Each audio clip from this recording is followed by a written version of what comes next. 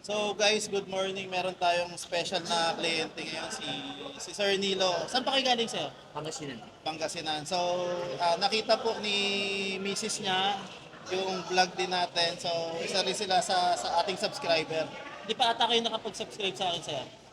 O si Mrs. niyo? Si Miss Ayun. So sila sir ay taga Pangasinan sir. So nag-transact lang kami online, nag-process kami online. Then ito na kami ngayon. I-release na namin yung unit nila na 2025 Mitsubishi Expander. So papakita natin mamaya sa inyo yung Miss ko, OFW. OFW si ma'am. Tapos yung anak nyo sir, OFW din po. Tapos si sir po ang tumatanggap ng remittance po galing po doon sa anak niya at saka sa misis niya. Na-process po namin siya through online application and nagtiwala naman sila sir kahit hindi pa ako nakikita sir. No? Apo. So yun, papakita namin sa inyo mamaya yung unit ni sir. So station po.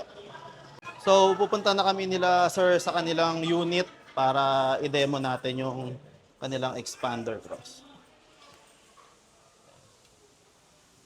Excited na ba kayo sir? Excited na excited. Ayan. So, dito na. Andito na yung unit nila, sir. Expander Cross. Green bronze metallic. So, yan. 274A. Yan. So, ide-demo na lang natin yan. So, ito guys, ide-demo na natin kila sir yung kanilang unit para at least inform sila or alam nila yung mga basic operation nitong ating expander cross. Pasok kayo, sir. So, ito si sir. Sir, ide-demo natin muna yung ano nyo, sir, ha? Yung unit po ninyo. Si sir, pwede po pumasok, sir, para alam din po niya. Pasok ka daw. Pasok ka daw. Pasok ka rin, sir, para ma-demo natin. Yan. So, ito, sir, automatic driver ba kayo, sir? Both. Both naman po, okay. So, familiar kayo, sir, bago natin start yung sasakyan, kailangan nakaapak tayo sa brake. Then, Brake siya. Brake to ngayon. Kasi iba clutch eh. pag manual, kailangan naka full clutch ka, sir. Ito, sir, brake, tapos one touch lang tayo dito. Ayan. So, nag-start na po ang ating expander cross. Tapos, sir, sa aircon system po natin, pwede na tayong dumirekta dito, sir, sa blower po. Ayan. Ito po yung blower natin. Ito naman yung thermostat natin, sir. Ayan. So, ito yung maximum, sir, yung cool. Tapos, 8 levels po ito. And then, ito naman, sir, front defogger, rear defogger. Itong max cool, sir, para po ito kapag kunyari nakabilad sa araw yung sasakyan natin, especially ngayong summer, sir, pwede natin pindutin itong max cool para masagad niya, sir, yung levels ng ano natin, sir. Mga blower, pati yung thermostat. Mabilis lumamig. Apo. Tapos, sir, itong AC system, kailangan lagi po itong naka-reflect dito. Kasi pag wala, sir, hilaw yung lamig niya. Okay. Kailangan kayo. Then ito po, sir, kailangan po ito ay laging naka-orange din po para mag-circulate. Pag kasi inalis natin, sir, papasok. Galing sa labas. Correct, sir. Okay. Tapos, ito, sir, off. Bago natin patayin yung makina, sir, off muna natin yung AC system natin. Huwag kalimutan, no? Oh, yes, sir. Oo. Tapos, yun lang naman yung basic sa air condition system natin, sir. Ito naman po, sir, para po ito sa Android and Apple CarPlay. So, kailangan iwa-wire po natin from this one to your phone para mag-link dito, sir, yung Apple CarPlay and Android Auto. So, itong interface na to, sir, magbabago siya. Magkakaroon po siya ng ibang interface. Lalabas na dito, sir, yung Google Maps, yung mga Waze nyo, Spotify, mga Messenger dito sa screen natin. Parang pinalaking phone. Yes, sir. Correct. Opo. Pero kailangan, sir, ang kailangan gamit natin dito is data cable. Hindi po yung charging cable lang pag kinonect natin dito, sir. Okay. Kasi, sir, hindi siya mababasa po.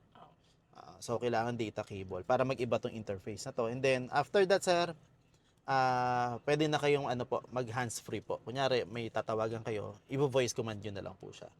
So, may button dito, sir, na voice command. Ito po. Pero mga basic lang naman yung kaya niya, sir. Yung please call, ganyan. Or, po. Tapos, ipi-play mo yung ganitong music or ine-next mo siya. Ganun lang naman po yung kaya niyang gawin, sir. Then, dito, sir, basic lang naman yung radio natin. So, more on magagamit lang muna natin dito, sir, habang di pa kayo naka-pair dito is yung mga radio po.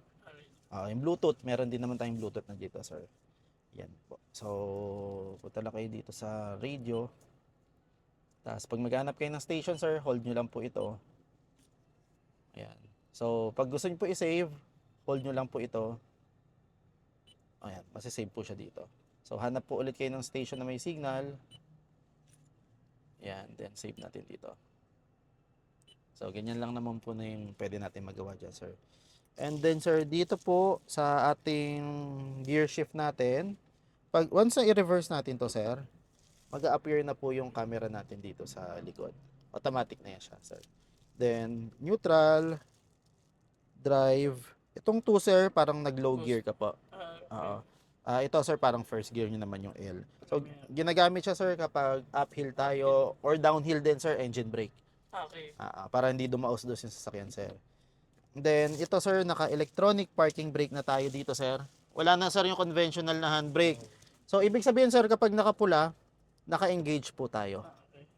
Pag binaba natin to, sir, mawawala po yung handbrake natin, disengage. Tapos, itong auto hold naman, sir, ang purpose nito kapag bumper to bumper ang ating traffic condition, sir, kung ayaw nyo masyado mapagod, pwede nyo pong i-activate. Ipindutin ko lang to, sir.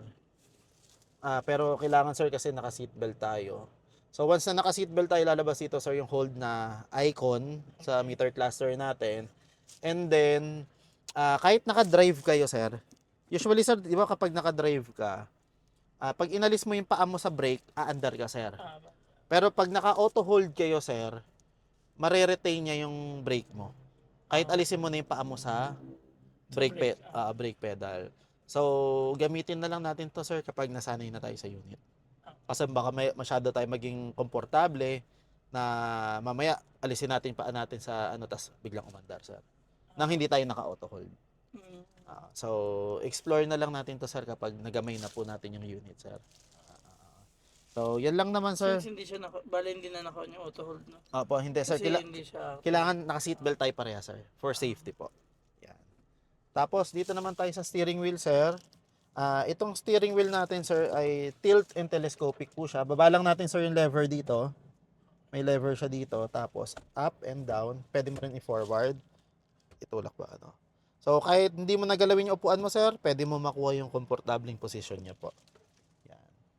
Saan po kayang preferences? Yes, correct, sir. Tapos, sir, ito po, itong button na to, sir, yung nasa taas, enter and back, para po ito sa meter cluster natin, sir. So, pwede, may mga options tayo dito, sir. Actually, pwede nyo rin baguhin yung interface nito, sir. Punta tayo sa settings. Display type, lagay natin sa 3. So, from that one, sir, mababago siya. Yan. So, try ko i-gas. Yung revolution niya, sir, natin. Okay. Pero yung standard na ginagamit, sir, is yung display type 1 lang po. Tapos, sir, pwede mo rin ibahin yung tunog ng pag-signal mo, sir. Mababago mo rin dito, sir. So, since techie naman din kayo, sir, pagdating sa bahay, explore natin yung ibang mga ano dito, sir. Options po dito. Yan. May mga reset reminder. Turn signal lang. Turn signal sound yan, sir. Tapos operational sound. Tapos pwede mo rin ibahin, sir, yung from kilometer to miles. Pero tayo, sir, kilometer ang ginagamit natin dito. So, yun lang naman, sir, yung dito po. And then, ito, sir, para sa volume naman natin to, sir. Volume ng ating radio. Volume ramp. So, kahit hindi na kayo dito sir, hawak sa ating head unit, dito na po kayo pipindot, sir. Ito, sir, change ng station. Left and right po. Yan, nagpapalit siya ng station. Tapos ito, sir, kung gusto niyo pumunta sa radio, Bluetooth, audio, FM, AM, USB po. So, balik lang tayo sa radio. Then, dito naman, sir, kaninang sinasabi nyo, sir, yung cruise control. Itong cruise control natin, sir, ginagamit to usually kapag nasa expressway tayo. Continuous driving. For example, sir, tumatakbo na kayo ng 80. Gusto mong ma-retain yung speed mo sa 80, sir, pindutin mo lang yung cruise. Pag napindot mo na to, sir, at na-reach mo na yung speed na gusto mo, may nakalagay dito, sir, na resume at set. Toggle down nyo po ito. Toggle down, masiset na yung speed mo sa 80, kahit alisin mo na yung paa mo dun sa pedal. gas pedal, tuloy-tuloy na siyang under sa ganong speed. So, ang purpose nun, sir, para hindi na tayo masyadong mapagod kakaapak ng gas, at the same time, mas fuel efficient siya, sir, kasi hindi mo naapakan ng nare-revolution mo pa yung Nadadagdagan yung yung pagsunog, sir. pagsunog. So, tapos, nare-retain mo, sir, yung desired speed mo. Tapos, hindi ka sir, hindi ka ma-overspeeding. So, yun yung purpose nito, sir. Tapos, sir, kunyari, paano natin ma-disengage yun, sir? Apakan lang natin yung brake, unti-unti na kayong babagal nun. Tapos, ano na yun, completely out na siya. completely out. Apo. Tapos, kung gusto mo ulit ibalik sa dating sinet mo sa speed, yung last set na speed mo, sir, toggle up mo to, sir, may resume. Pag ni-resume mo yan, sir, alisin mo ulit yung paa mo sa gas, unti-unti siyang babalik doon sa sinet na speed na 80. Yung last lang, sir. Yung last, yung Apo. last. So, pag ayaw mo na ngayon gamitin cruise control, cancel mo lang, tapos pindutin mo ulit to, sir. Okay. So, mawawala na siya dito. Bali, ito, pindutin tapos toggle down. Pag isi-set mo na, sir. Pag-set. Okay. Pero baka masyado kayong maging komportable, sir, dahil wala na kayong inaapakan. Baka makalimutan natin umapak ng brake. Hindi ihihinto ang sasakyan natin, sir. Ang merong ganun, sir, yung Montero, yung forward collision mitigation. So, pero ito, sir, sa expander, wala po tayong ganung feature po. So, yun, sir, yung katulad ng sinabi ko kanina, pag nasanay na lang tayo sa unit, doon na lang po natin explore. Po. Tapos, sir, ito, mga basic lang naman to, sir. Pag in-on natin engine, naka-on na, sir, yung ating daytime running light. Then, ito po yung fog light natin, park light. Tapos, yung low beam naman natin, sir, high beam. Yan. Tapos, meron din tayo dito, sir, na rear wiper. Ito po, may separate na ring. Then, ito yung basic naman, sir, kung paano i-operate. Hindi ko na lang i-operate, sir, para hindi mabasa ang ating windshield po. Yan. Tapos, sir, central lock po tayo dito. Ang laki ng lock. Lock ng windows. Meron tayo dito, sir. Sir, retractable po ang ating side mirror. Yan. Pwede rin natin i-adjust na dito, sir. Which is basic lang naman to sa mga sasakyan ngayon, sir. Sir, meron tayo dito, sir, traction control. Lagi lang po itong naka-on, sir. Hindi po, wag nyo na pong i-off. So, ang nakalagay dito, sir, na option is off. Wag nyo na lang po i-off. Para maganda yung kapit natin sa kalsada po. Tapos, sir, nandito po ang ating sa hood natin, sa engine bay. Dito bandang left, sir, ha. Tapos, nasa floor naman, sir, yung sa gas tank natin. Nandito po. Yan po. Tapos, ano pa ba? Isa pa, sir. Dito kayo sa harap ng konti. Yan. Picture taking muna si sir.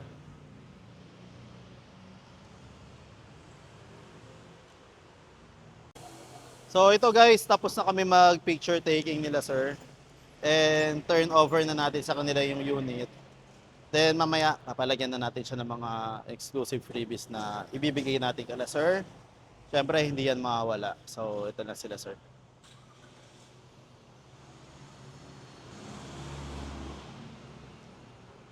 So, itong unit nila, sir, ay 2025 Mitsubishi Expander Cross. Green bronze metallic ang kulay ng unit nila, sir. Yan. So, very unique siya. Dahil ang nauna lang na unit nagkaroon na ito, yung outdoor edition.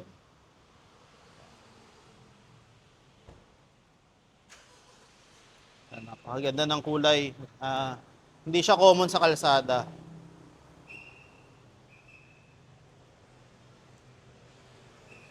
Ayan. So guys, natapos na natin pa-installan ng mga freebies si client.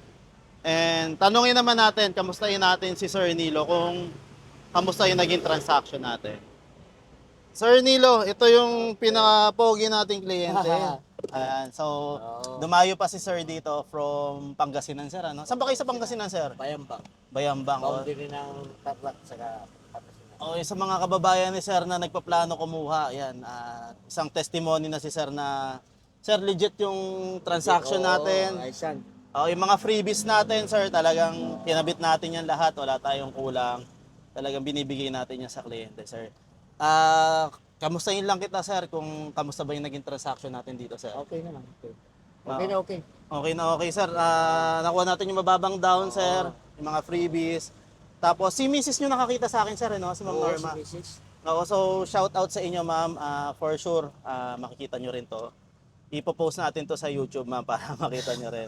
Yan. So, maraming salamat po sa inyo, sir. Sir, Okay. maraming salamat po sa tiwala and congratulations po sa bago nyong sasakyan, sir. Makakatulog na kayo, sir. Okay. Thank you, sir. Salamat po, salamat. Ingat po kayo pabalik ng Pangasinan.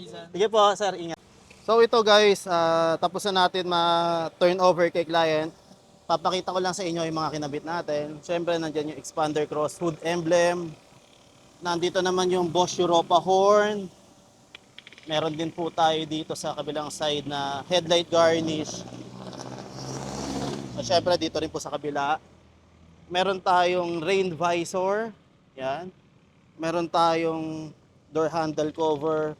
Saka yung inner natin. Gas tank cover. Meron din tayo guys na taillight garnish. Yan. So dagdag angas yan sa loob sa ating expander. At dito naman syempre meron tayong car cover. Ito yung Bosch Europa horn natin. Tailpipe finisher, muffler tip. Ito yung dashcam natin, early warning device, umbrella. Cargo trunk tray. At pakita ko lang sa inyo yung loob. Sa loob naman po, meron tayo ditong step seal. Yan, 4 yan, bawat pinto. Tapos ito yung ano natin, deep dish matting. Hanggang third row na yan.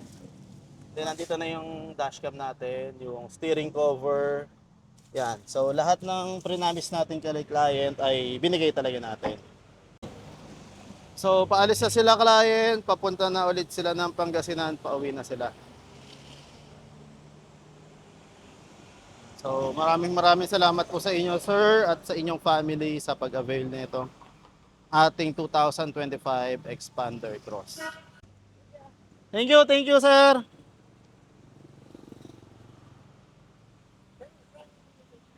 Unang stoplight sir, kaliwa. May U-turn slot po. May stoplight. Ingat po kayo sir ha, ingat. Salamat pa. Alright, bye-bye sir. Ingat po kayo sa biyahe.